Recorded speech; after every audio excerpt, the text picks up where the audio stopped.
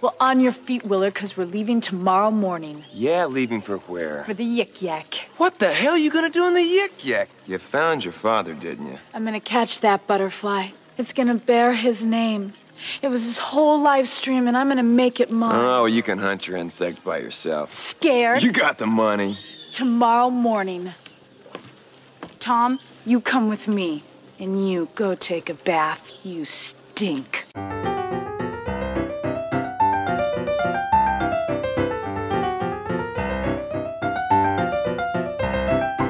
Hello and welcome to Comic Book Movie Oblivion, the podcast about feature films based on comic books and comic strips that people have stopped talking about. We are your hosts, Jordan and Kumar. That's me. And me. Did I say that in the wrong order? There's no... What does that matter? It doesn't matter. Nobody it's a new order. Yeah. This week we're talking about the comic The Adventures of Sweet Gwendoline, maybe it's called, and the movie called The Perils of Gwendoline in the Land of the Yik-Yak, a.k.a. Gwendoline. Yep. From 1984, starring Tawny Kitaen. Pause the podcast. Now, this movie's an hour and 44 minutes long. Yes. Something crazy happens at the 1 hour mark. It becomes a completely different movie. Yes, it does.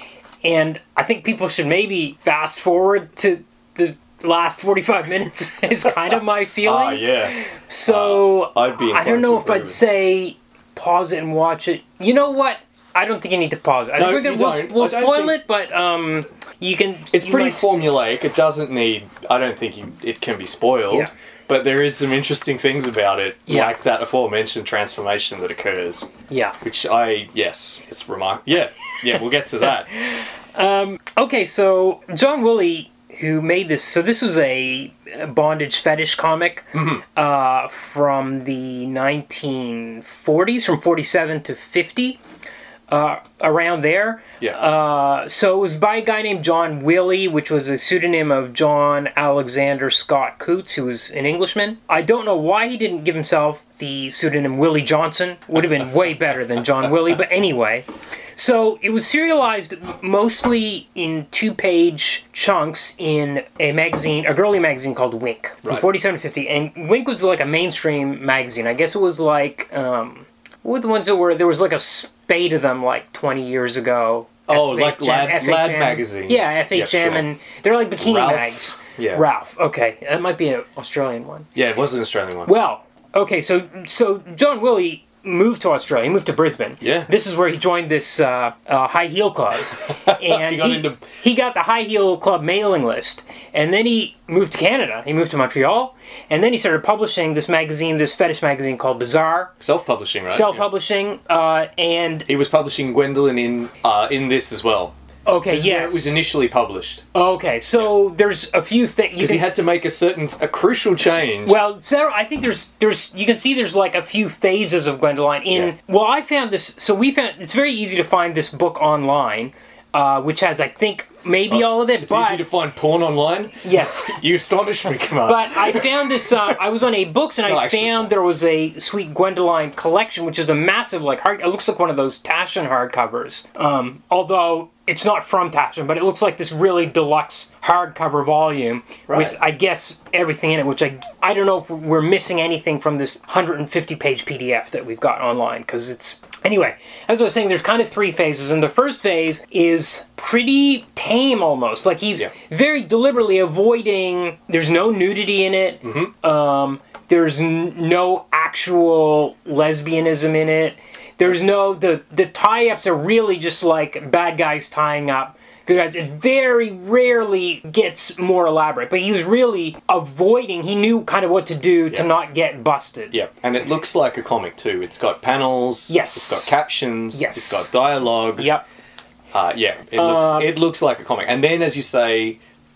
Then there's... it might not be in chronological order. The ones we get later in the book might have appeared earlier in his publishing career. They might have been in his Bizarre magazine as opposed to Wink. Maybe. Yeah, because the ones that are towards the end of the book are a bit more explicit. Yes. So there's toplessness, there's implied lesbianism. Yes, and there's contraptions. There's more sadomasochism. Yes, absolutely. There's actually contraptions. They're just ropes to tie people up. There's like all these weird things. Corsets and arm bars and all kinds of weird stuff. Yes, and also it's less comic. It's less like a comic. Yes. So no panels anymore. They're sort of freestyle drawings. Yes, that's right. They're almost just like full page, like just they're just there for the gaze of the viewer to look at these women that are now topless. But also in the middle, you get a section where jumping ahead, where Gwendoline and Agent 89, U-89, are seemingly living together, and she's like, I'm going to teach you how to get out of bonds. Yeah. So every panel, there's no story in these. It's just like, okay, I'm tying you up. I'll come back in an hour, try to get out. Oh, you didn't get out? I'll tie in something worse this time. Yeah. And it's just like that for... This is... These drawings, these comics... It's the flimsiest premise to look at women tied up. Yes, but I would say... there's no plot of any substance in that first comic. I guess there's kind of. I think there kind of is. I think it's. But it's. I think he knows how thin it is. Like I feel like he's in on the joke. I think he knows it's what everybody's really here for. But it's never said out loud. Yeah. The author knows. The readers know. The publisher and editor know. It's the most tenuous framework to just like in Gwendoline's Adventures in that first one, with the only one with a plot really. She's just constantly getting tied up. Yeah. She'll get free just to get tied up again. Yeah, well, she'll get free. So what happens is...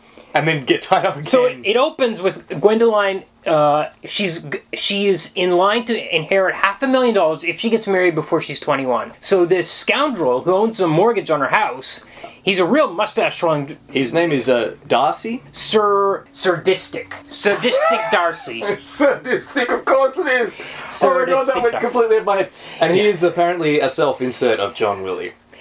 Yes. Well, okay, so he is this mustache-twirling villain who owns the mortgage on the house, and he's like, oh, I want that $500,000. So he threatens them...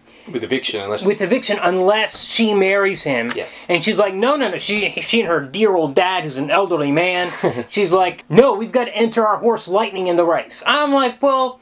Okay, so are we guaranteed that Lightning's going to win this horse race, and you're going to, or why didn't you enter him in the horse race a year ago? Why did you wait? Championship racehorse? Yeah, it is the flimsiest premise imaginable. So the only point is so that to stop her from getting Lightning, the racehorse, to the track, there's only one way to stop her. Yeah, that's to tie her up. Tie her up. Take her somewhere. Tie her up. Kidnap her. Tie her up. They tie her up, but then she's rescued by this agent named U-69 in some versions and U-89 in the safer brilliantly, versions. The 8 has just been penciled in. Yes. He was even careful about that. He wasn't like, I think apparently that was a requirement of selling it in America. Right, okay. They didn't... Apparently that was where they drew the line. They're okay with the tying up and all the other stuff, but well, you can't call someone U-69. Yeah. So she's this government agent that we learn later she's from the government, but we know she's an agent, but we don't know why she's come to rescue this girl. Like, it's never explained. It's never explained. Why would she rescue this one girl from being evicted on her mortgage? It's bizarre. Anyway, so she... she'll untie her, and she's like, oh no, they're coming back. I have to tie you back up again. So then we have and it has to look good, so I'll tie you tighter. And then she'll get tied up, and then again and again she gets untied. The agent U-89 will untie her and then be like, okay, I gotta retie you. We can't let them know that we've escaped. They think that she's an escape artist. So the word Houdini is used almost every strip. She's a Houdini. We gotta tie her up harder this time. And they never get arrested. Gwendoline never goes to the cops and says, hey, she's seen their faces. Well, she never has time because it seems to take place over an hour. Yes, that's true. It's from like one tie up to the next. And then she has to get the racehorse to the track, and then she dresses up as a jockey, and they want to tie up the jockey to stop the jockey from racing. Yes. And then they tie her up. But then she disguises herself as the jockey, and then they tie her up again. They tie her up again because they think they're tying up the jockey. Right. She just falls out of one bondage set to the next. Right. Yeah. And also, it's pretty tame. I mean, it's this very sounds tame. like a porn plot. No, yeah, exactly. There's no sex in it. They're never like, ooh, now that you're tied up, I'm going to fondle you. Or no, there's nothing. He has no sexual interest in her. He wants the money. He's got his wife, Countess M. What's her name? Marie something. but sometimes she's just called M. There is a little bit of...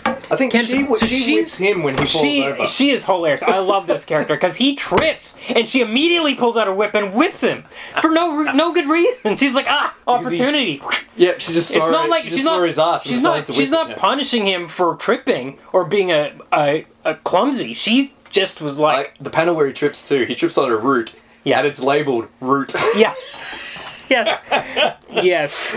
Yeah, and it's very quaint. It's almost Victorian era. And the clothes they're wearing too kind of reinforce that impression because it's all very kind of like formal, modest clothing. Yes. For most of the characters, especially for Gwendoline. And the prose is kind of purpley alliterative prose. The captions say things like Sir Darcy must plan a plot.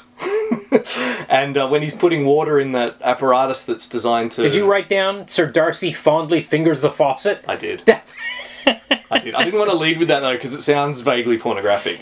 I think that's exactly where I think Willie is like. I think that's very specific. Yeah. Like I think finally fingers the faucet, and then a page later, the faucet of fickle fate flows on. Yeah.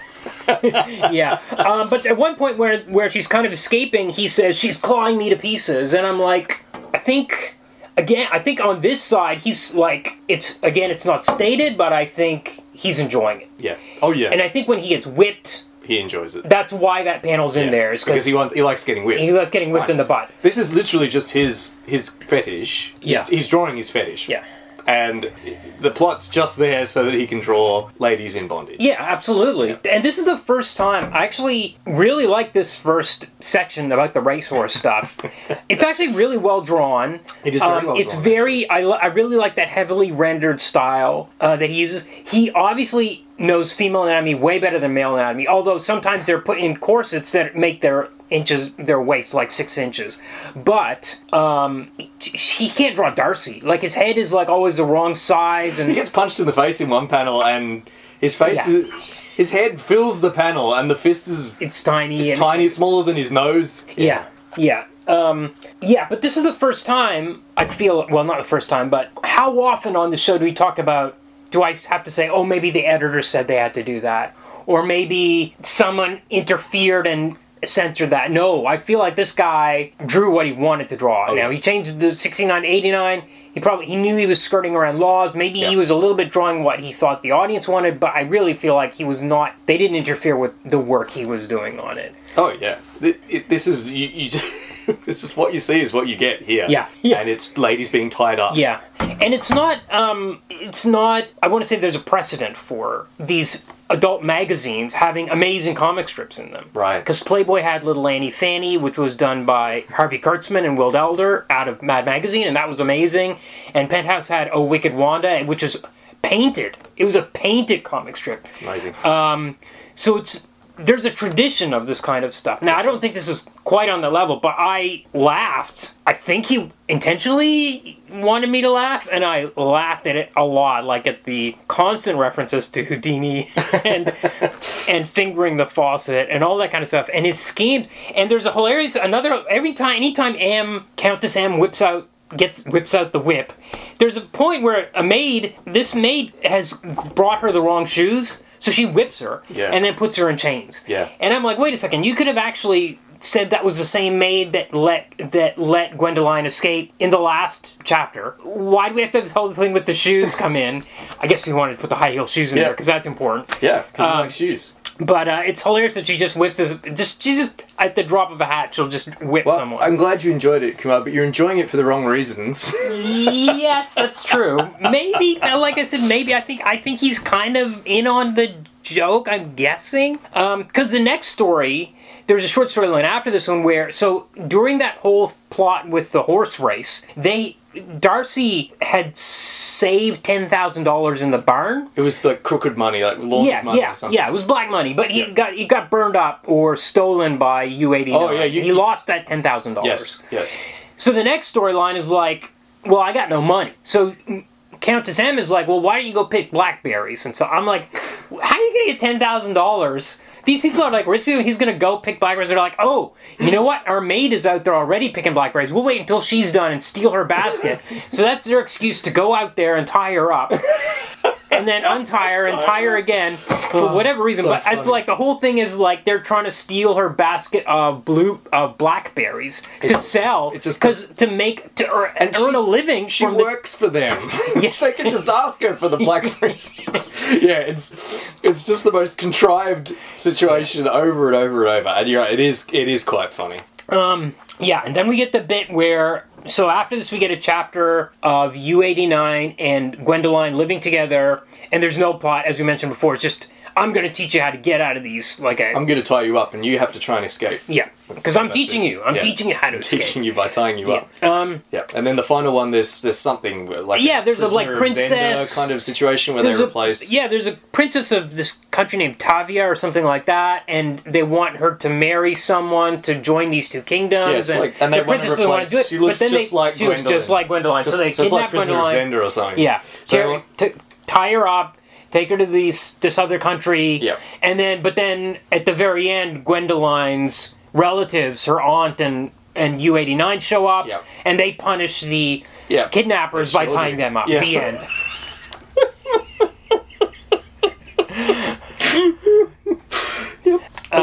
Yeah. But this is pretty tame and almost. Well, I think that last one is really. I think it's starting to get a little more extreme because there's bare breasts and the devices, some pretty serious kind of devices. And also in the earlier stories, Gwendoline gets tied up a lot of the time, but often when U-89 gets tied, she's like, tie me up harder. Like, you got to do it harder, Gwendoline. Come on. So it's almost like they're often asking for it. Whereas in this last one, no, it's like it's against their will. Bit more sadistic. Yeah.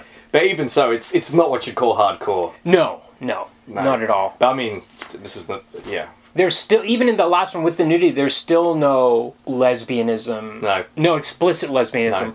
It's really, you don't even get into like mud wrestling territory in these comics. Only occasionally he has a specific kink and he's exploring it over and over and over. Yeah. And it's the tying people up. Yes. And also, if there's like rats around or something, that's like a bonus if a person's tied up and there's rats or cockroaches. Why are there rats? Yes. I guess that's just an extra dimension. Yeah. There's a line here I loved in the first one where the girls climb down awkwardly. Gwen's skirt tears. A vicious hand tears it right off. The brutes. Yeah. As if the author and readers didn't want this to happen. The captions are very funny like that. They'll say things like, "Oh, cruel fate." Yes. "Oh, Gwendoline, what a terrible mistake you've made." Yes. It's very breathless and it's almost, like I said, it's almost 19th century in that respect, with its kind of breathless commentary, melodramatic, statements about what we're seeing. Yeah. Editorial statements like, "What has Gwendoline got herself in this time?" It's like, well, she's got herself tied up. Yeah. But this one was very specific. It was so funny that like her skirt tore, and then a vicious hand tears it right off. The brutes. Yeah. It's quaint. It feels quaint to read, especially that first book. Yeah. But like I said, very well drawn and strangely funny. Okay, do we need to say anything more about the comic? We've covered that pretty exhaustively, so let's move on to Gwendoline, as it was released in France. Okay. The Perils of Gwendoline in the Land of the Yik-Yak, as it was released in America. Okay. And this was written and directed by Just Jaeckin. That's correct. I had to go onto YouTube to look up the pronunciation, but as I mentioned last week, it is literally... It's spelled Just Jaeckin. This guy had directed the Emmanuel movie, the first one. Yes. And the story of O. And as I was looking on YouTube, it's like, I came across these other videos, and that first Emmanuel movie seems to be like serious business. Yeah, this was an important erotic movie. Yeah. Biggest erotic movie of the 1970s. Not even financially, but like an important artistic breakthrough or something is the way they talk about it. I don't know. I've never seen it. I haven't seen. Yeah. Oh yeah, sure. I used to see it at the video shop. They used to have Story of O. It has. I saw the box cover all the time. Woman sitting in a wicker chair. The art for Emmanuel. Okay, I've seen that. Yeah, with the pearls. Yes, I have famous seen that image. Yeah, because this is a famous movie. Yeah, very famous. Yeah. Kind of made made erotica mainstream and tasteful again after things like Deep Throat and stuff like that, I suppose. And then, of course, he went on to do Story of O, which is a famous bondage movie, and stars comic book movie Oblivion All-Star Udo Kier. Oh, I did not know that. Interesting, okay. As the main male character, Renee. Okay, I had no idea about that. I don't know how I know this, so I must have looked it up. It's really interesting, because isn't he a gay man? He is gay, yeah. Fascinating. Okay, I love it. But he might have, it just presumably wasn't as well known then. Anyway, this is by the by. Yes. So Just Jaeckin is your erotica guy. Yes. Now, there's no credit for John Willie in the opening credits of the movie. No, you're right. And I was watching this movie for probably an hour and 15 minutes and thought, was this the biggest internet hoax? And I kept pausing the movie, and I went on to Wikipedia again, and it said, based on the comics by John Willie. I went to IMDb, story credit to John Willie. I was like, no, is the same prankster putting these credits in here? Because I don't see any connection until there's very tenuous connection in the last half hour of the movie of the names of, like, 2 characters. Yeah. And some other stuff that happens there was like, oh, okay, I can kind of see. Well, that last half hour gets pretty bondagey. Yes, exactly. Well, it gets pretty kinky. Yeah. And of course, once the credits roll, the very first thing that comes up in the credits is based on the comic strip by John Willie, The Adventures of Gwendoline. Yeah. That's right. But unusual to say this is based on the comic strip and not inspired by or something a bit looser is cheeky. Well, we can talk a bit more about that when we get to adaptation. All right. But I think he was dead by this point, John Willie. Oh yeah, absolutely. He died in the 70s, I think. Oh yeah, or perhaps even earlier. Yeah, but certainly long before 1984. Yeah, which is when this film came out. Yeah. But I did start thinking, once we got to that second half and 2 of the names of 2 characters were from the strip, I was like, oh, do we have a hardware situation here? Or was it just an homage where they were like, well, we're doing this kind of bondagey movie, so let's take some names from that old bondage strip, even though it has nothing to do with it? But no, they gave him a full credit. Right, as soon as it faded to credits, yeah, that was the first thing you see. Okay, so this is a movie... I guess it must be set in the 30s or 40s or something. We open in... Oh, it could be. Yeah, it takes inspiration from Indiana Jones. Absolutely. So Indiana Jones is set in the 30s. Yeah.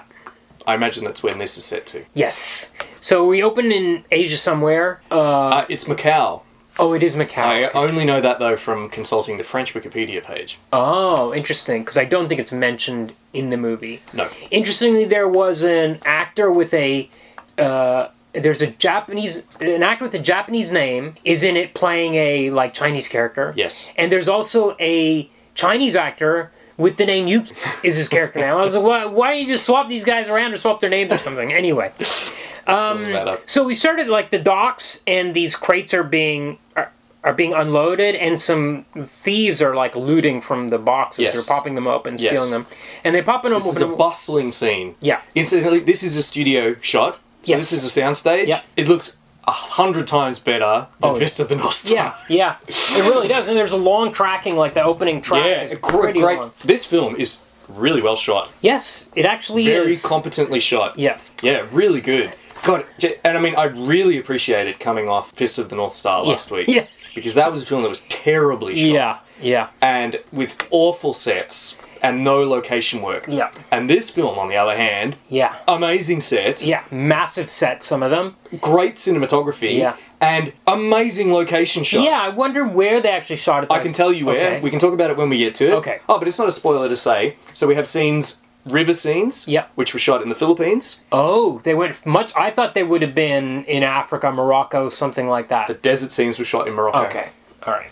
But they went all the way to the Philippines to shoot the river scenes. Well, I would have also guessed Vietnam. I would have thought the French Connection, they would have gone there to shoot that stuff, but okay. It's a fair guess. So, they open a box, and Gwendoline is in the box. Yes. She's in the box. Now, and they immediately... attack her, they tie her up, they start fondling her. Yeah. And I was like, okay, this is... Because this opening scene, I'm like, where's the horse race Lightning? With the racing horse named Lightning. Well, and I was like, okay. Oh, okay. Now I saw, okay, there's a little bit of a flavor, a bit of it here where she's in a box and she gets captured. Yeah. She gets tied up. They put a gag in her mouth. They take her to this gang lord. Yeah. He's like a white slaver. Yes. So he's buying women. Yeah. This is all in. I didn't have my subtitles on at this point, so I don't know if this is captioned or not. But they're just sort of talking amongst themselves. It's mostly done through pantomime. Yeah. They're meant to be Chinese, but only one of them really looks Chinese. The other two look like they cast Chinese-looking blokes. Yeah. Yeah. And as you say, they're really sleazy. They're like feeling her up. Yeah. Tying her up, and they're all sweaty and gross. They're pawing her. Yeah. They push her into this. This is like a docks in Macau, so it's got a really seamy feel. They go through some gambling den. There are topless ladies, just briefly in the background. They're not in. I don't think they're briefly. They're there. They're supposed to be dancing, but they're really just moving around. We don't get a barbed wire style close up of their tits though. They're there dancing. Yeah. And then they push into this room, and then he buys her off of them. Yeah, they're trying to figure out what her deal is. Yeah. And she claims that she's there to looking for her father. And they're but then suddenly a grappling hook shoots through the room and into the neck of the gang lord. Yeah. And a guy crashes in. Yep. This guy we learn is later named Willard, and he was owed some money by this gang lord. Yes. Either 800 or 859. Yes. Because our subtitles were of the French dub. Yes. Yes. That I noticed that. Yeah. It was very obvious because the subtitles would be referring to French things. Like, have you ever been to Paris? Paris, yeah. And the dialogue would say, have you ever been to London? Yeah. Yeah. Absolutely. Which was so funny. I wrote a bunch of them down. But yeah, so at this point, now I hadn't read the comic. I read the comic after. Okay. But so far, and at this point, my heart started to fall. Yeah. I was starting to get a bit crestfallen at this point. Mine too, because this guy smashes in, and there's a martial arts fight with this kind of Bruce Lee lookalike dude who ripped off his shirt, and they have this big martial arts fight. And that guy, Willard, is not there to rescue her. He wants his money. Yeah. And I was like, wait a second, nothing like this happened in Sweet Gwendoline. This is so, to me, and also, if he was rescuing her, I was like, shouldn't Agent U-89 be rescuing her? Why is this... By the way, okay, so another thing that happens here is that her maid... is also Beth is traveling with her, but Beth wasn't in the box. Beth was just wandering around in the marketplace. I think Beth came in the box too, and she'd left Gwendoline sleeping in the crate. Oh. And she'd gone to steal food from the market. Oh, but didn't they? How did they pop up the crate? The lid just came right off. Okay, all right. They first they knocked a hole in the side. Look, I mean, I missed a lot of details. I'm not defending this, right? Because as I said, my heart sank at around this point. Okay. Not because I'd read the comic, because I hadn't, but because this was starting to look really sleazy. Mm-hmm. I thought, I don't know anything about Gwendoline. They're not even bothering. They're barely bothering to tell me her name, or where she's from, or why she's here. I don't think we learned Beth's name for half an hour. And she's just getting tied up straight away. Yeah. and then a guy's coming in and digging grappling hooks in people's necks. Yeah, it's gory too. And it's not the only gore. Yeah, there's lots of gore in this movie. There's lots of gore. And I'm like, is this what it's going to be the whole film long? Yeah. Is this just going to be schlock? Yeah. And I was starting to feel a little bit sad. But I wouldn't feel sad for forever, as we get to. But, so he takes off. He only, as you say, he only wants the money. He rescues her incidentally. And then they're kind of just chasing him around. But, well, before that, there's a chance to steal some money that's there. Now, these two women, Gwendoline and Beth, have no money. They've mailed themselves to Macau to look for her father. They've stowawayed or something to get there. Yes. And Beth is like, let's take this gangster's money. And Gwendoline's like, no, we're not going to do that. Yes. And Beth is like, you and your upbringing like this. So apparently she's a very upright girl who ships herself around. She's from a convent. Right, she has come from a convent. We do, such information as we do get, there's a very brief scene where the Cantonese-speaking crime lord... Incidentally, on Wikipedia, this film is credited as being in English and Cantonese. Okay. I guess because of this guy's dialogue. Right. And where he brings in someone to translate. Yeah. Who is this girl? Yeah. I want to know a bit more about this girl I'm about to make my sex slave. Yeah. And she says that she's from a convent. She's come here looking for her father. Yeah. He's here somewhere. He's a butterfly... I'm not even sure if we get this detail, but he's a butterfly collector and he's here looking for a butterfly. Yeah, and that's a specific one. Yeah. Now, the point about this money thing is it's immediately contradicted in the movie several times. This thing about her being her upbringing, her upright upbringing. Well, this is her characterization at the start of the film. She's a repressed, prudish innocent, sort of like an ingenue. But she's mailed herself in a box. She's stowed away. So she has hidden depths, but at the moment she's kind of like a repressed character. Yeah. But she's a cliche. She's not just repressed. She's a repressed nymphomaniac. Because when Willard starts fighting or having that sort of play fight with that muscular Chinese guy, who incidentally was working really hard to make Willard look good. Yes. She's undressing him with her eyes. Yeah, I'm not going to use the word nymphomaniac for that, though. She falls for him immediately. She swoons. What I mean is, this is if you're sitting down to watch this kind of film, there's a kind of archetype. Right. The lusty, repressed convent girl. Yes. And she slots right into it. Okay. And we're told that right away because she starts eye-fucking him. Right. Like, as soon as he takes his shirt off, and she's super into it. Yes. Okay, yes. So she says she has such beautiful blue eyes and long white hands, I think is the word she uses. Yeah. Long white hands. He's quite handsome. So at some stage early on, she introduces, they try to get his help to find her father. He's gambling, and he's like a thoroughly sleazy character at this point. Yeah. Like, and I'm just like, oh god, is this... what's going to happen next? Is it just going to be like this the whole way through? She's just going to be this bumbling innocent, and sort of, because constant advantage of her. He says, "Talk to this guy next to me. He's the chief of police." Chief of police immediately starts fondling Beth and looking up her skirt and stuff. Yeah, he just starts shoving his hands up her skirt, and he wants them to go up on the stage and dance with the naked Chinese ladies. But in the end, they kind of browbeat him into helping them by betting on a throw of roulette. Yeah, something like. And here we get a sense that he's kind of like a Han Solo character. Yes. So he's a smuggler. He is a smuggler. He's a bit kind of, he doesn't seem dashing at this point, but at the moment he just seems sleazy. But he has a heart of gold because he has absolutely no reason to help them, but because they bet, if it's black, you have to help us. If it's red, we leave and never bother you again. Yes. And so fine, whatever. And then they do it, and it's black. So he says, he says to the police chief, "We lost. Well, I'm going to go help them now. Here." Right. And he tips a showgirl into his lap, and then they walk off. Yes. Then the police chief arrests them. Well, this is after we have another really gross scene. That he takes them to this British opium fiend. Okay. So yeah. Who knows something about the dad?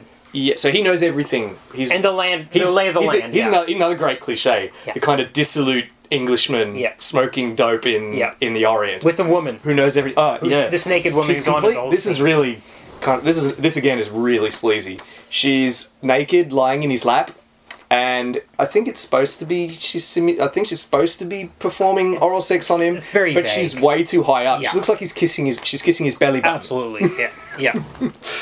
Anyway, this is deeply gross because he's a really unseemly kind of character, kind of really louche, smoking his pipe and languidly pointing at a map and saying, "Up here is the land of the Yik-Yak. Yeah, this is where your father will have gone, but there's a problem. Here is a map of the Yik-Yak," and then he throws like the robe off the girl in his lap and says, "It's blank."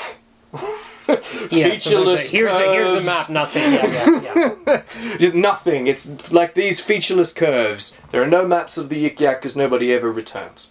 Yeah. And then Willard says, "Well, that's that. I'm going now. Bye." But then, as you say, the police chief comes and arrests them. Yes, and then the chief puts them in jail. They're not tied up. So immediately I'm like, wait a second, have you read the comic? Is this really based on the comic? Because they're not tied up at all. No, but they are in a cave. I like this scene. Okay, the girls are, maybe they have a nail file. I don't know, it's not clear. Yes. They're trying to cut through the bar. Yeah. And then, this is when my opinion of this film started to change. And then Beth turns to Willard and says, "Why don't you help us? Can't you do something to help us?" And he's just lying there, with his hat over his eyes, Indiana Jones style. And then he sighs and gets up. Ugh. And then he grabs Gwendoline and starts kissing her. Yeah. Basically assaulting her. Yeah. Pouring at her, kissing her all over, kissing her neck, her face, running his hands all over her. And Beth's like, "Oh, stop it! Stop that, you brute!" But Gwendoline's... He's trying to get her to scream. Yes, he is. And she won't scream. Because she likes it. She starts to like it. Or she... Yeah. Well, she liked it from the start. Yes. And And so he's like, hang on, what's going on? So he's pouring at her because he wants her to scream out. It's not until he grabs her butt that she screams. Well, he smacks her. He wants to do the wounded cellmate gambit by having her scream and have the guard come. Yeah. And instead of hitting her or something, instead of beating her half to death Jaime Lannister Game of Thrones style, he thinks, well, I'll make out with her a bit instead, and that'll get her to scream because she's this prudish, like babe in the woods. She's just like, more. Yeah. Which made me laugh. Yeah. And he's like, hang on, what's going on? Why are you screaming? Why don't you scream? Yeah. And then he gives her a swat on the buttocks, and then she screams. Yes. Then the guard comes, and he pulls his head through the bars and leaves his ears attached. Rips his ears off, and we get a shot of the ears sticking to the bars.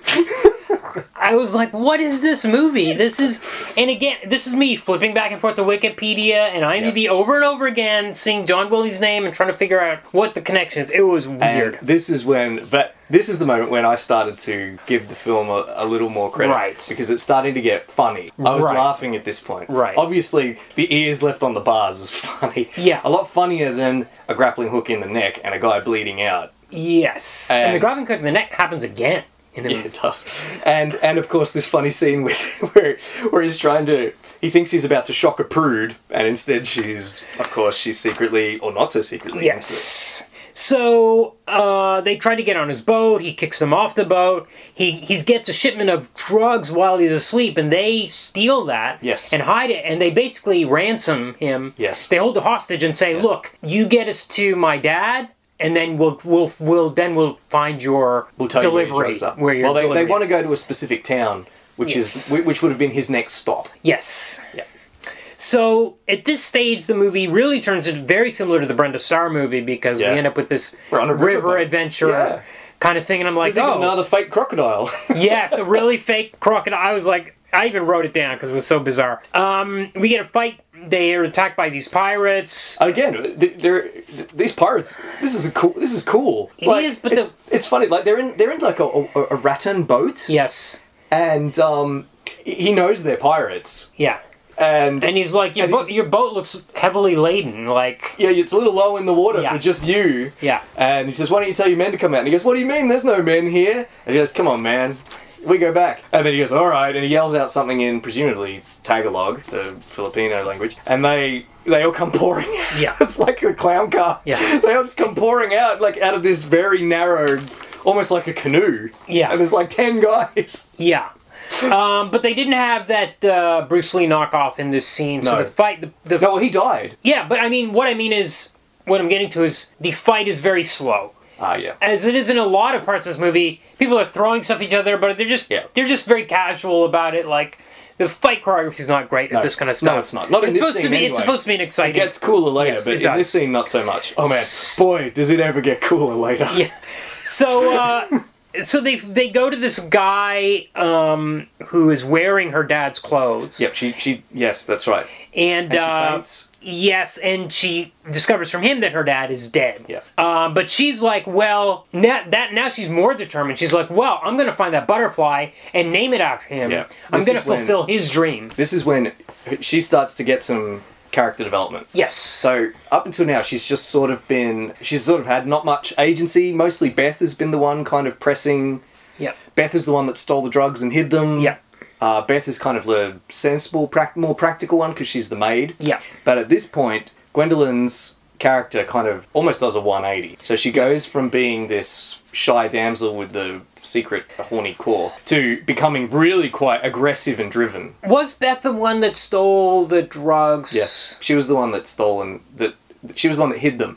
She hid them somewhere on the boat. Okay. And she wouldn't tell Willard where they were until they got to this destination, which is where they are now. Okay. So now... But... Gwendolyn's character... Gwendoline is not objecting to her stealing the drugs in the way she objected to her stealing the money from the drug lord, from the gang lord. No, that's right. She's already becoming corrupted by this sinful world. You could read it that way, I guess. or it's some inconsistent characterization. Yeah. Well, this is a pretty extreme change in her character, I'll admit. But it does make a kind of sense. She's discovered her father is dead. She's reacting to it by becoming determined to finish his work. By the way, she had dreamed about his journey and stuff, which is part of it. She knew to come here because she had dreamed it or something. That's weird. And and it comes up again a few times, like, did you dream about this part of it? It does. Or whatever. I've forgotten about that because it doesn't really make much sense. Yeah. But now, all of a sudden, she's really aggressive and determined, and not only is she willing to steal, she steals his drugs, sells them to the fence, to raise the $2,000 that she needs to pay him to escort her to Willard, to pay Willard to escort her to the Yik-Yak. And he's like, well, I'm just going. He says, well, you know, I've delivered my shipment. I'm just going home now. Yeah. And she says, you like money, don't you, Willard?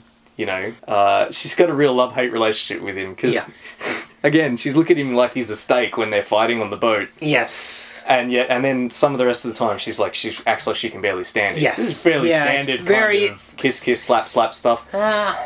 Yeah, I'm trying to remember what year, like, Romancing the Stone came out. Romancing the Stone. Yeah, this is Romancing the Stone's 80s, yeah. And it's a bit like Temple of Doom as well, too, I suppose. Yeah, that's true. With Willie. Yeah. Yes. So, you know, she says, you like money, don't you? $2,000. I'll raise you $2,000. He says, where are you going to get that? She said, don't you worry, I'm going to have it. Yeah. And she does have it. She gives it to him because she sold his drugs. Yes. And so he agrees, and off they go. And then we get to walk through the desert. There's a magic plant scene. I don't know why this magic plant scene is in the movie. They find this plant which he waters and it instantly goes bloop, and we get a sound effect that's like bloop. Yep. It grows super fast, and I'm not sure why they were talking about. By the way, this desert, like, no white man's ever been this far out, supposedly. Yep. So, but they figured her father must have come this far. There's something about, like, a tribe that catches people and strings them up to sacrifice males. Yes, and only males, because there's a desert wind. Yes, that has poison. Yeah. See, this is very you know, the Lost World kind of stuff. Yes. Because this wasn't even, I found this hard to follow, but it wasn't even the hardest stuff. The volcano stuff, which we'll get to, was very hard to follow. So, but we know that in the Yik-Yak there's a tribe, and they're one of the reasons why no one ever returns from the Yik-Yak, because they're savage. They sacrifice any male they come across by staking them out in the poison wind. Yeah. Because they believe that propitiates the wind and makes it go away for a time. Right. Okay. And if they can't get anyone else, they have to put up one of their own blokes. Yes. So obviously they're eager to trap any males that they can. Yes. Anyway, they make it to the. I suppose they make it to the Yik-Yak, and then they're promptly captured by. They're captured by this tribe, the Keops. Yeah, that's it, the Keops. And they're tied up. Finally, they're tied up. I was like, oh, okay, here we go. Finally, they're tied up. Yes. And then Willard's like, really have you ever made love? And I'm like, wait a second. You know, she told you she's never kissed anyone before. She said that to him. So it's like, what's going through this guy's head that he would ask this question? They're gonna die. He's in. Yes. This is in it. They're an extremist. So they've been staked up. The girls are going to be pursued by hungry dogs. Yes. And Willard is going to be staked out for the poison wind. Yes. They're doomed. So Willard's mind turns to carnal matters and he says, have you ever made love, Gwendoline? I can't let you die without making love. Yes. And then and they're like, how's he gonna do it? They're all tied up. And this guy's such a sex beast. He picks up a twig in his mouth and gently pokes her in the face with it. Yes. yeah. And she's like into it. And then he starts describing in detail. But then he talks her through it. Yes. And it's pretty. I guess they're trying to be sensual. He's saying, "Oh, you're so beautiful. Now I'm kissing your neck. Yes. Now I'm touching your hair. Yeah. Gwendolyn, you're so beautiful. And now we're making love." And he gets right up to the moment of climax, essentially. He's guiding her right to the moment of climax. And then hilariously, Beth, who they'd all forgotten about and is behind him, she loudly climaxes at this point. Yeah. Because she's had her eyes shut and imagining it too. It's a really funny moment. Yeah. I must admit, I laughed. Their hands are tied. There's there's nothing physical going on. It's all just in their minds. Except for that piece of straw that was in his mouth. Except for the story he's using to poke her in the face. Yeah. Yeah. It's very funny. And weird, strange scene. Quite a cute scene, I think. Yeah. So then he manages to pick up another piece of straw, which is hollow and a little, like a gum knot almost. Like a thorn, yeah, and then he blow darts this dude in the eye, the guard, the jailer. Gushes blood. mean, I can't believe it. And they've managed to loosen his bonds, I think, his legs, and they trip the guy up. Yes, maybe they should have been concentrating on loosening their bonds instead of having talk sex. What I thought was loosen his bonds, but then you got to tie them again tighter before the guards come back, so they don't know you've escaped. I'm like, you missed the point. This was a more faithful adaptation of John Willie, but this is much more inspired. I was like, okay, you tie them up, great, and then they didn't do the next step, which was to untie them to tie them up tighter. No, there's more kinks going on. So they escape there, they start crossing the desert, then the poison wind comes. Yes. They stuff gags in their mouth to not breathe. I was like, oh, okay, you're on the right track. You're putting gags in the mouth for non-sexual reasons. I'm glad I didn't read the comic first. Right. Okay, so an hour into the movie, they find this, like, crevasse, which they think the butterfly's down there. And I think they do find one down there, right? They can see them. They can see them. And Beth goes down first. They use the grappling hook again. Yeah. Beth goes down first. Again, Gwendoline and Willard have a bit of a fight. I can't even remember what it's about. But then, oh no, there's a scream. Something's happened. Beth has been captured by someone. Yeah, this is at 1 hour into the movie, mind you. This is the movie's an hour and 45 minutes long, and an hour into the movie, suddenly it becomes a completely different movie. Yeah. They find this civilization. Yeah. Constructed. Buildings. Well, not buildings. At least one giant underground structure. Yeah. Oh yeah, it's an populated by these, like, Amazon types. Yeah, they are Amazons because they're this is a very common trope. Yeah. It's women land. The civilization. Yeah, like on the moon or Mars, or in this case, they're in the land of the Yik-Yak underground. Yeah, and butterflies they keep the primitive men are the men that they procreate with. Yes. The what were they called again? The Cheops. Cheops. But they're also punished if they go out there looking for them. Yeah, well, it's because of the Queen. Yes. So there's no matriarchal dystopia is complete without an evil queen. Yeah. And she keeps all of the Amazons on a very tight leash. Also, she's super into bondage. Yes. And she has kind of like a craven Man Friday who's an Englishman called Darcy. Who just says things are superb over and over. But even before Darcy, so Beth has been captured. Yes. And okay, we have to kind of go through this a little bit. So they get this armor, the Amazon armor on. They steal some, including Willard puts on this women's armor. This is hilarious. So this armor is really, really, really revealing. Yes. It's basically a thong. It leaves nothing to the imagination. No. And Willard wearing it is quite funny. Yeah. And some of the women are bare-breasted about half the time. Yeah, and sometimes they got like half the armor. They got armor on one breast. Sometimes they have one breast out. Sometimes they have no breast out. Well, there's two. There's like a warrior class. Yeah. I'm giving this too much credit. There's a warrior class and there's a worker. The workers don't wear tops. The workers are... Oh, is that what's happening? I think so. Because they're using these weird devices. It's like a Metropolis or... And they've also got... There's also these other women that have the weird hairdos. They look like... I thought they were like guild navigators or something. They were very weird looking. And they're wearing sort of... enormous shoulder pads. Yes, big shoulder pads. They look like... and the hair that's vaguely like Japanese. Yeah, a little bit. Kind of like a female samurai almost, a little bit. Maybe if you squint really hard. If you squinted. It's sort of like a future Oriental aesthetic. But yeah, so the ones that are doing some sort of work on these weird machines are the ones that are topless all the time. I didn't even notice. But the warriors, sometimes they'll have like only one breastplate, like over half or something. Yeah. But so they get down there and then Gwendoline, in her disguise, she gets separated from Willard. They find out he's a man. He's swarmed by women who want to have sex with him. Yes. Yes. And then the Queen appears, right?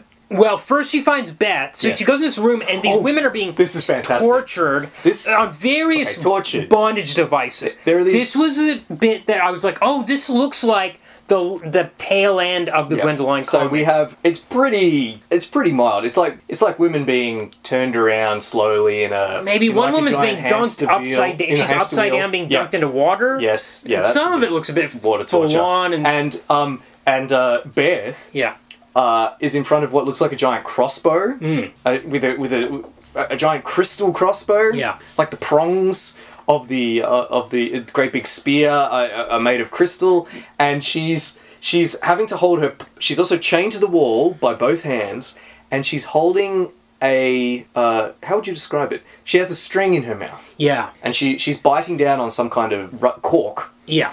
And clearly, if she relaxes her grip, her bite, it'll trigger the crossbow. Trigger the thing. So she has to maintain this really uncomfortable. This feels very bondage. Oh yeah, yeah. So now we're getting like this is someone's fetish right here on prominent display. Yeah. Oh, slightly before this, by the way, there's a scene where Gwendoline is trying to get Willard to say that he loves her, or she's telling him he loves him, and he's about to drop her off a cliff that he thinks is a cliff. I'm like, you're gonna kill this woman? Like, this is crazy.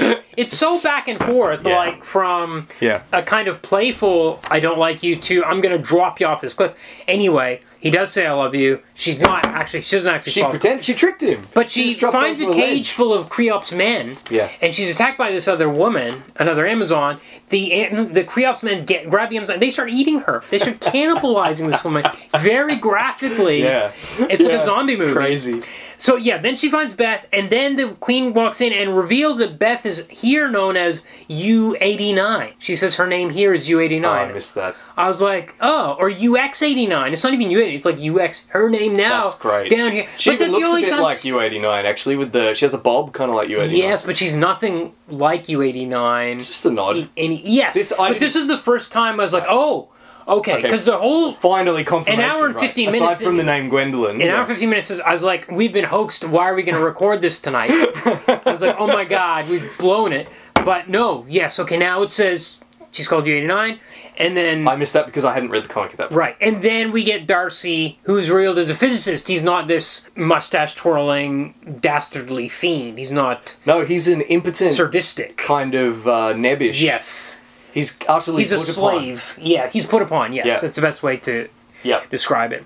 So, Gwendoline is captured, and she's put into a restraint, which I guess... Darcy's the one that develops these restraints for the Queen, because she's like, when they catch Beth again, because she escapes like 3 or 4 times, the Queen says, come up with something clever for her. He's in charge of devising all of her, he's like her vizier or maitre d' or something. Yes. He's in charge of basically ensuring her whims are met. Yes. I think it was maybe implied that the Queen is not native to this place. Yeah, maybe. Picaho is the name Pico's of the a volcano. Oh, okay. This civilization, Darcy delivers some dialogue a little later on where he talks about how he came to be there. Yes. And it was hinted, I think, that maybe she wasn't originally. Okay. So she's kind of putting her mad stamp on the on the tribe. So there's a moment where she's captured. She puts her in front of these mirrors. But there's a moment where she says, you're not smiling. I don't like that. She puts a piece of tape on her mouth and draws a smile, which is in the comic. That exact moment when they capture her to replace the princess of the land of Bavia or whatever it was, Tavia, they paint a smile on her over tape. Yeah. But there's a moment here where she's looking in the mirrors and suddenly a body smashes onto it. It's shocking. I rewound it like 3 times because out of nowhere, it's just like a real shock moment where the mirrors are smashed by this body, and then we see Willard's up above throwing down women, and he threw this woman down, throwing down these Amazons. He's running around in his underwear. He gets captured again, and then they put pants on him to have sex with these women. It was a weird thing, but Willard is a very desirable male. Yes. Because he's not a filthy tribes person, I suppose. And it's going to be the pleasure of the Queen to watch 4 of her toughest warriors fight to the death for the right to copulate with him. Yes. Yeah. And there's a long process of choosing the 4 too, because there's like this pit, they're all dropping in. They dip Willard into a pit of women. Yes. And then pull him back out again. Yes. Like a claw toy at the arcade. And the 4 that are still hanging on to him are the ones that get to compete.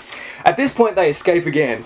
And now the absolute craziest scene in the movie, which is a Ben-Hur style chariot race. Again, at this point I was like, okay, we've had 2 characters with the names, we've had the bondage devices, and this is a thing, there's several drawings in the comic of women tied up like horses for chariots, and we kind of get that a bit here, with that, except without the bits in the mouths, I think. Yeah, there's no, they don't have bits in that's probably a bit too demeaning for the actors, who probably already felt demeaned enough. But this is, so, these, okay, so, to be you for a moment, why are these women doing this? Yeah. What's their role in the society? Because they're utterly obedient to whoever's driving. Yes. I was like, wait, how did Gwendoline convince them to pull her chariot? Well, they just do it. It's their role.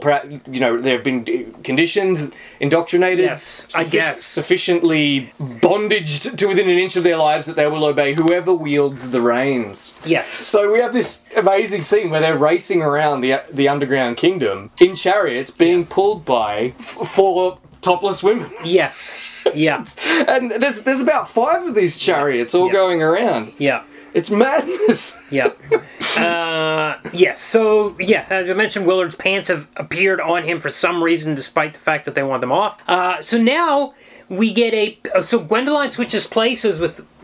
They've been ordered to kill Gwendoline, but she switches places with one of the warrior women. Someone who died in the chariot race. And puts her on that woman's armor. Yeah. So it looks like Gwendoline's been killed. And Darcy goes along with the story voluntarily. They didn't even bring it up to him. He saw the whole thing. Yeah, he saw it, but he's like, oh yeah, I saw her kill Gwendoline. It was an amazing fight or whatever. It was superb.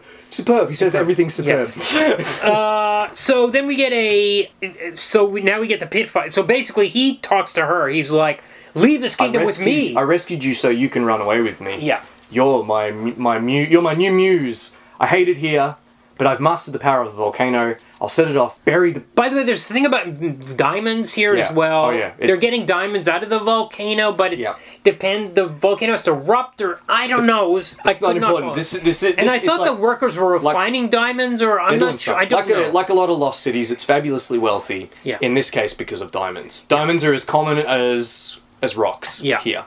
So they're fabulously wealthy, and it also serves. It's a setup for a nice payoff later on at the end of the film. Yeah. So Darcy's like, we'll run away together. You know, we'll be rich. I'll give you all the diamonds that come out when the volcano erupts. This land will be Picaho will be buried beneath the earth. It'll become a legend again. Yeah. And we'll escape. And you just let me love you and be with you, and Gwendoline finds him utterly revolting and tells him so. Because you killed my father. Oh yeah, right, he did. Yeah. Because her father died with a bullet wound, so they were like, that was the thing that guy told them way back an hour ago in the movie. He's like, it was strange because he actually had a bullet wound in him or something. Right, and they made a point of that because the tribes people don't have guns. Yeah. It was made that very plain. Yep. So it was him that did it. Yes. But when he first appeared, I thought he was going to be the father. I actually thought the father was going to be alive the whole movie. I was expecting that. He's not. No. Yeah. So she decides to stay and pretend to be the killed guardswoman who is now going to fight for the right to sleep with Willard. Yes. And Darcy's like, you're mad. These women are the most highly trained Amazons in this whole Amazon culture. You're insane. And she's just like, whatever, get away from me, you worm. And then we have the fight. Very long fight. More gore, because there are these spikes around the arena, and like at one point Gwendoline throws one of them onto the spikes, and we get a shot of this woman with the spikes. Spike wobbles when there, so it's not very frightening. Yes. This scene's alright. I mean... Yes. They're fighting. It's pretty exciting, and Gwendoline manages to triumph in the finish. Yeah, she's teamed up with Beth. Beth is in disguise. She's escaped again for the 6th or 7th time. Yeah. They've got these shields that are like butterfly wings. Yes. Each one's a half. Yes. There's a lot of butterfly themed stuff in this civilization. Yeah. So she helps her kind of win. Now it's time for her to have sex with Willard.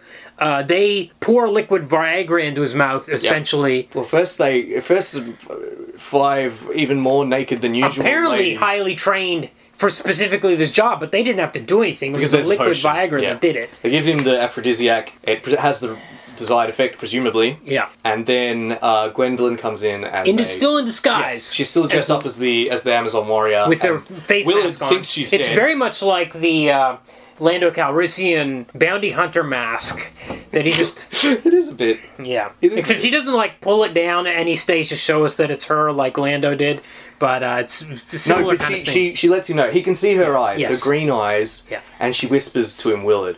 Yeah. And then he realizes. So far, he hasn't been enjoying it because. And the Queen's watching this. Even though he's a bit of a roguish smuggler, he's not a real cad at heart, and he's uncomfortable with being raped. But when he realizes it's Gwendoline, who he loves, Yeah. they have. Finally, Because they finally she also consummate asked, their she asked Beth relationship. for advice too. She's like, "What? How do you make love to a man?" Yeah. There's some very French stuff in this movie. She's worried about. She's worried about doing. She's less worried about dying than she's about messing up her first time. Yes. Basically. Yes. And that's the joke. Yeah. And then, of course, it all goes very smoothly. They have a passionate lovemaking scene. Yeah. And then the Queen figures it out finally that it's somehow she figures out that it's she takes off her mask. No, she takes off her mask. The underground city starts collapsing. Well, Darcy has set off. Darcy's set this off. Somehow it's connected to the butterflies. He's got somehow the butterfly. He's got these preserved butterflies or something that are linked into the system that's going to set the volcano off. Doesn't matter. He turns a big wheel. Whatever. Yeah. But he once again begs, before the lovemaking scene, he begs Gwendoline again to go with him, even pours diamonds in her lap, but she's not about it. And Beth ends up tying him up. It's his turn to be tied up, and positioning the big crossbow spear at him. Oh, right. Okay. And he's like, we're all going to die. Please let me go. Yeah. She doesn't. He gets killed by it. He gets killed by it. Yeah, the crystal crossbow. And then the city starts collapsing. All the Amazons run away. The Queen laughs madly, goes insane. Yeah, I don't know. Falls backwards and just vanishes. Whatever. I guess, yeah. Anyway, then they're all running. Willard seemingly goes off to. Well, this is great. To retrieve some diamonds. Yeah. It's wonderful. He goes. He's at the door to Darcy's control room, and they're just about to escape. And he goes. He tries to run in there, and Gwendoline grabs him and goes, "Stop! Don't! What are you doing? We have to get out of here." And he goes, "Come on! This has been such a terrible experience. I want to have at least something positive come out of it." She goes, "No, it doesn't matter. Come on, who cares about the diamonds?" But a door comes down, traps him in the room. Yeah, they run away. Yeah. The city vanishes into the desert. They're standing there on the sand, upset because he's dead. And then, whoosh, the grappling hook appears in the sand in front of them. Yeah. And coming out, and then from behind a dune appears Willard. Why did that door come down? Why indeed? Why did it come down at that point and no earlier? Yeah. Yeah. But okay, he comes out. He comes out and he's got the butterfly. Yeah. And he didn't go back for the diamonds. Yeah, he went back for the butterfly, thus completing his arc. It's just like Han Solo coming back in the Millennium Falcon. Yes, you're right. You're right about that. And it's just a really kind of nice moment and a nice way to end and they just have they have some kisses and then the film ends. Yes. And then we learn that it's based on the comic strip by John Willie, supposedly. Okay, so did you actually find any trivia? Okay, I did. Okay. I had to do a bit of digging. I had to read a bit of French. Okay. But I did get there in the finish. Okay, so this film, it made... Okay, so it was hard to get exact figures on how much money it made. Okay. I did find out its budget. Okay. It cost 35 million francs. Whoa! Francs. Okay. In $1984. Okay. I found it... I'm not sure how much $35 million francs were worth in... Okay. But in modern money, it's about 10 million euros. Okay. Which is around about 10 million US dollars. Yeah, okay. Which made it, at the time, one of the most expensive films ever made in France. Right. Yeah. Yep. And I believe it. Yeah. Because, as we said, it was an 18-week shoot. Yeah. Compared to 30 days for Fist of the North Star. An 18-week shoot in exotic locations like the Philippines and Morocco, other locations in France. And for the studio shots, they built, first of all, that casino scene, which in Macau, which is Macau. This is how I know it's Macau. The docks, the prison, they're all built on, they're all sets on a soundstage. Also, the underground city, of course, that was all built on a soundstage. Okay. Indoors. And just 2 rooms. They would shoot in one and rearrange the other. Ah, clever. Yeah. And then, so every single underground scene, you're just looking at one of 2 rooms. Yes. Pretty cool. So yes, very expensive for the time. Not the most expensive film in French history anymore. Do you know what the most expensive film ever made in France is? Is it Amélie? No. No? It's Valerian. Oh, of course. Of course. Which we'll get to. Yeah. In the US box office figure, it only made $1.3 million. Okay. It's hard to find data for France, but it looks like it sold about 1 million tickets across France in 1984. Okay. So, to put that in comparison, the highest grossing film in France of that year, 1984, was called Marche à l'Ombre. That sold 6 million tickets. Okay. And the third highest grossing film, I wonder if you recognise it, was called Indiana Jones et le Temple Maudit. Right. So the highest-grossing film was a French film. It was a French film, and the highest-grossing foreign film was Indiana Jones, which sold 5.6 million tickets. Okay. Gwendoline is way, way, way, way down the list at number 55. Okay. With its about just less than 1 million tickets. Wow. And this was like a named director. Yeah. And an enormous production. Yeah. So, look, maybe like Barbarella, it made back its budget. I don't know. It's not talked about like it's a bomb. Well, no. But it's not talked about at all. No. It's no Barbarella. But I doubt it was a success. Yeah. What else? A Belgian comic artist, Francois Schouten, worked on the design for the film, so presumably some of the crazier elements in the underground city, the leather bikinis, the samurai outfits, some of that stuff I imagine he was responsible for. I wasn't sure if you'd recognise his name. You mentioned Tawny Kitaen. Yeah. She didn't have a great career and passed away recently from complications relating to drug use, I believe. Yeah, but she had a career. Her career survived this. Let's put it that way, at least. Yeah, I think one of the things she's most famous for is appearing in heavy metal music videos. Yeah, Whitesnake videos. That's what I know. Yeah, Whitesnake. Yeah, absolutely. Here I go again on my own. Yeah, that's what I know her mostly from. That's what I know her name from somehow. Excellent. That's just about all of my trivia. Okay. Except at this point, it might be time for my favourite segment, which is, I've even got a jingle for it, Cis-Het Male Soul Sexism. Oh, okay.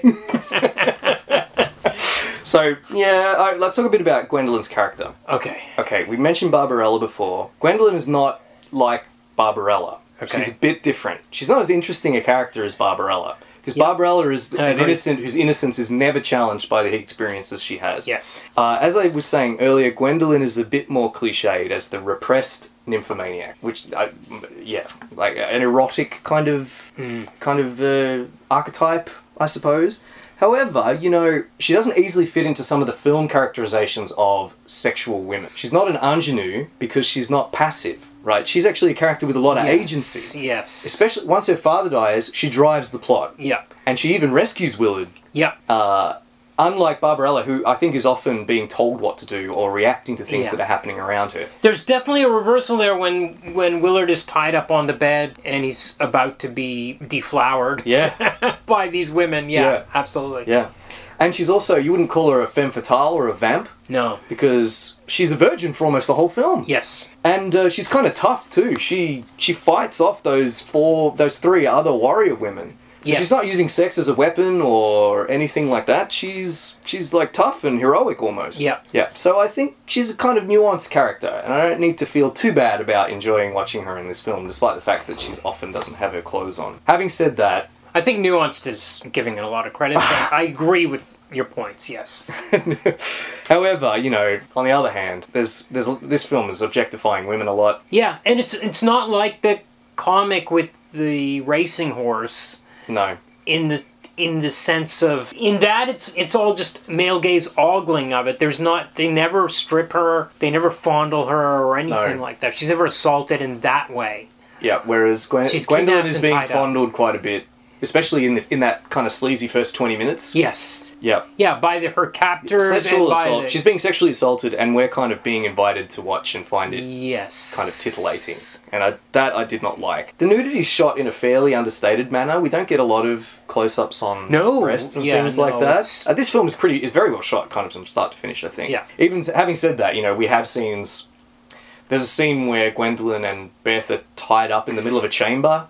Back to back topless. That one is salacious for sure. Pure salacious. Like this is fetish fuel writ large. There's also a scene where Willard has a woman on his arm and she's got her top open and he's just got his hands on her breast. Yeah. Yeah. Yeah. I mean, what's the point of this? Is it just gratuitous? I think it's meant to say something because Gwendoline finds it kind of gross. Like, are we still establishing that he's something of a cad? And she's not quite, she doesn't, she's oscillating between being attracted to him and finding him revolting. And it's kind of revolting because he's playing cards or... No, he's playing the knife game. Yeah. He's playing the knife game. So a bloke is trying to hit his hand with a knife and he has to move aside at the last second. Yeah. And as he's doing it, he's groping a woman. Yeah. It's a bit grotesque that we're being invited to watch that and presumably enjoy it. But still, on the whole, I don't think it's much worse than any kind of teen sex comedy from the 1980s. Something like Porky's, the highest grossing Canadian film of all time. Maybe. But I would say the thing about one of the things I liked about the comic was that it's not like when you read a superhero comic and there's a woman tied up and it's titillating. Right. It's because in that there's something worse about it because, as we said before, everybody knows what we're there for reading Sweet Gwendoline. The author and the audience, everybody knows that's the point of it. This was 2 pages. It's not like having a superhero... like a lad's magazine where you would see, you could see it, like the plot wasn't really important. No, and it's not like having a superhero comic where the superheroines are scantily dressed and the authors make up excuses for why she's dressed that way. They're not scantily clad in Sweet Gwendoline, are they, the comic? They tend to be... The later ones, yes, but in that first one, they're kind of mostly... They're covered, but they're busty. Yes. And then sometimes they put on those crazy corsets that cinch their waist to ridiculous extremes. Yeah, they're quite well endowed in the chest and trouser department. But that's the point of it. There's not a kind of shady... It's not dishonest, let me put it that way. Well, yeah. But I felt like this was more like, let's sneak in some shots of naked ladies. It was more dishonest. It's fine. That's interesting because I kind of feel different, or not quite opposite, but I feel different. For me, the comic is less interesting and boring because it's just a page after page of the same thing. Okay. It's just it is literally only one purpose to this comic. Yes. And that's to see someone tied up. Yes. Whereas the film, on the other hand, like, it's a film. Like, it has a story. It has characters. It has some action. It has some amazing locations and sets. It's well shot. Even the music's kind of cool. Yep. And it's not just bondage there. I mean, look, it's kinky. Yes. Unlike Barbarella, which is very camp, this, I wouldn't call it camp. No. This is kinky. Yes. Having said that, it's not the story of O, and it's not Emmanuel. Right. I wouldn't call it erotica. I don't think you're supposed to find it erotic. No. By which I mean, like, genuinely aesthetically. The only sex scenes are that bizarre one where they're tied up and they're not actually having sex. And the final one where she's completely covered in this strangely designed dress that's like a parachute. All shoulder pads. It's like a parachute, this thing that she's wearing, and you don't see anything that's happening. I think you said titillating earlier, and I think that's a good word because that just sort of means mildly aroused. Yeah. I think this is... It's a little bit kinky and a little bit titillating. We better get into our reviews because we are because I think we're talking about the comics. We're talking about the films and the comics now. So let's hammer it home. Okay. Comic for me is a yay, especially the horse race stuff was, for me, similar to Fist and Roadstar. I was just so single-minded. I really enjoy that. I liked seeing an artist put what they want on the page with no interference from other people. For me, I thought it was really well drawn. So for me, it's an A for pretty much the exact same reasons because it's so single-minded.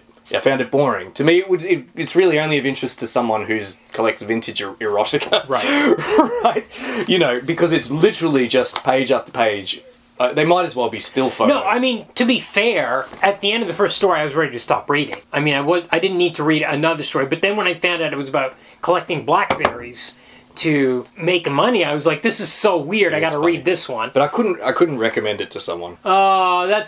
That might be pushing... That's not what yay means. No, anyway, that's true. That's not what yay means. Yay doesn't mean anything. It doesn't mean anything. Alright, film. I want to hear yours first. For me, it's yay. Okay.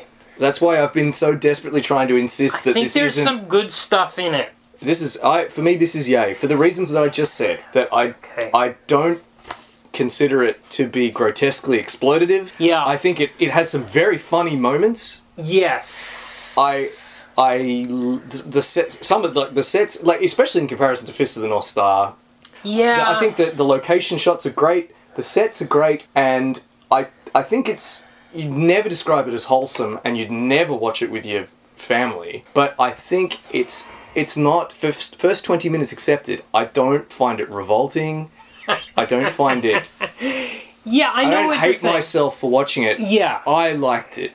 I'm gonna come down on nay, but I think it has stuff going for it, like the stuff you mentioned. But it's not enough. For me, it's just like one step above, like Brenda Starr in terms of like plot. You know what I mean? The plot's really thin.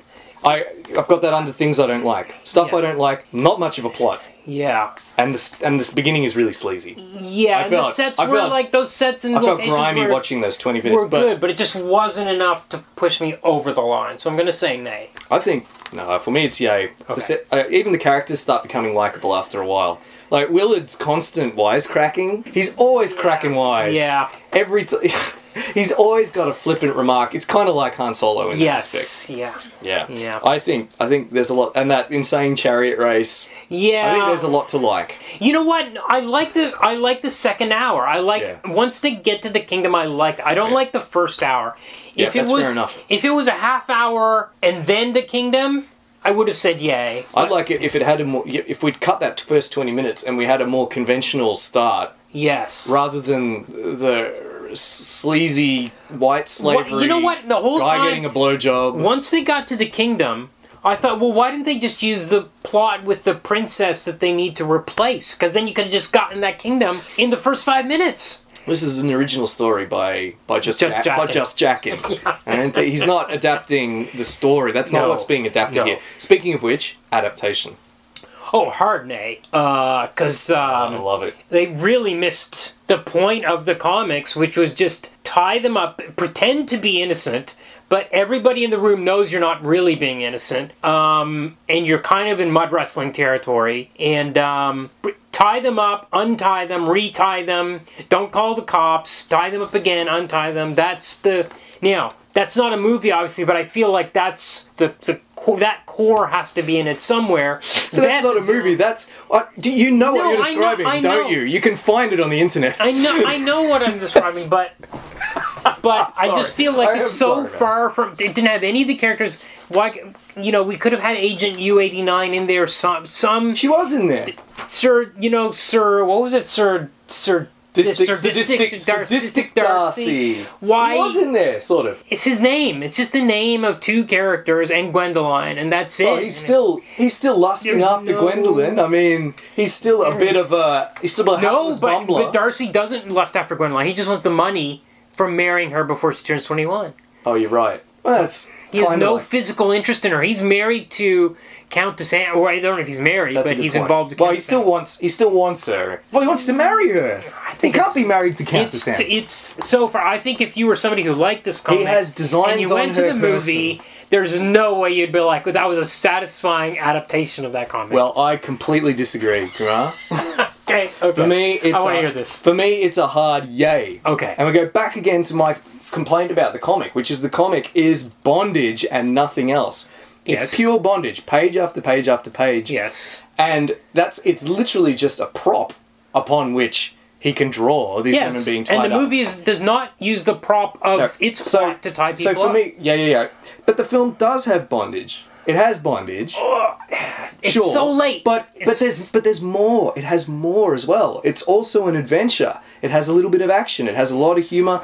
And even character development. It's not just a frame-by-frame excuse to see ladies tied up. So, in previous weeks, I've sometimes said that an adaptation that I like is when we have transformation and improvement. I feel like the comic has been transformed and improved by this adaptation while still having... But we're still... I mean, you said that you could hardly tell it. You were almost certain that it wasn't going to be based on Gwendoline and that it was an internet troll. But I, on the other hand, think... I mean, with the name of the girl and the fact that the very first thing that happens is that she gets tied up. I think it's there from the start, and yet there's so much more to it. It's the comic is the germ of the idea, and the film has taken it and run with it, and that to me is a good adaptation. Okay. All right, before we go, I just want to. I've got some words of wisdom.